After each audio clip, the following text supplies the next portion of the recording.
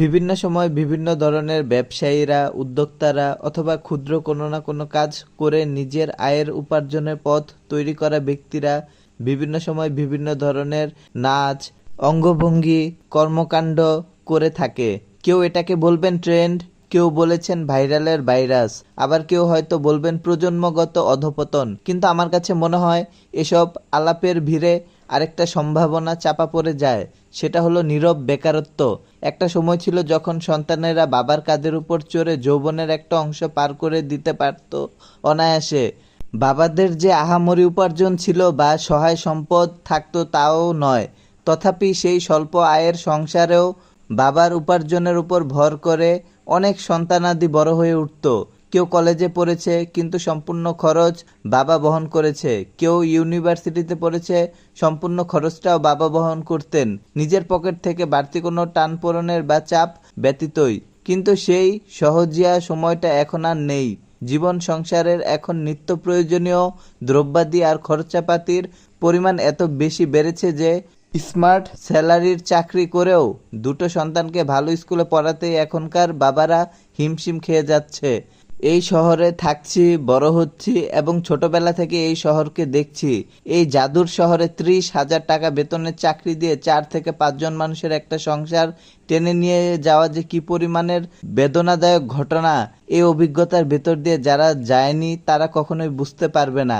একটা সময় ছিল যখন মানুষের চাহিদার পরিমাণও সীমিত ছিল। 3 বেলা আহারের সংস্থান হলেই মানুষগুলোর দিব্যি চলে যেত।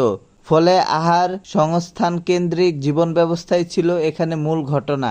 কিন্তু এখনকার সময়ে ক্লাস 8-এ পড়া একটা ছেলের মাসিক হাত খরচও কম করে হলে 1,500 টাকা।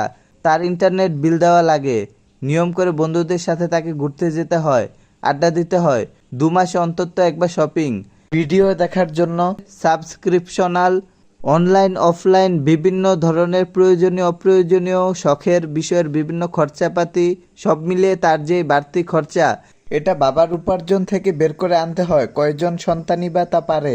দিনকাল যে হারে কঠিন হয়েছে, জিনিসপত্রের দাম বেড়েছে, সেই হারে তো তার বাবার বেতন বাড়েনি। এইসব বাড়তি খরচের যোগান দিতে গিয়ে বা ব্যবস্থা করতে গিয়ে তাকে অনেক সময় উপার্জনের রাস্তা খুঁজতে হয়। কিন্তু এই স্কিল আর প্রযুক্তির উৎকর্ষকতার যুগে সে দেখতে পায় এখানে উপার্জন ব্যাপারটা পাহাড় ঠেলার মতোই কঠিন। তার না আছে যোগ্যতা, না আছে স্কিল, না আছে অভিজ্ঞতা। তাহলে সে কি করবে? সে বেছে নেয় এই ধরনের ক্রিঞ্জ উপায়। সে জানে দুনিয়াটা এখন একই সাথে কঠিন এবং একই সাথে সহজও। সে যদি নিয়মতান্ত্রিক উপায়ে হাঁটতে চায়, জীবন তার সামনে হিমালয়ে ওঠার মতোই কঠিন হয়ে ধরা দেবে। তবে যদি সে নিয়মের বাইরে গিয়ে কাজ করে, যা আপাতত দেখতে অস্বস্তিকর আর বেঢপ লাগে, কিন্তু এতে করে তার জন্য অনেকখানি রাস্তা সহজ হয়ে যায়। এই চিন্তা থেকেই কাউকে কেক বেচতে এসে নাচতে হচ্ছে, কাউকে কেক বেচতে এসে গান গাইতে হচ্ছে, কাউকে করতে হচ্ছে সিন ক্রিয়েট। শুধু কেক বেচার বেলাতেই নয়, এইসব সিমটম এখন অনেক পেশাতেই ধীরে ধীরে ছড়িয়ে পড়ছে।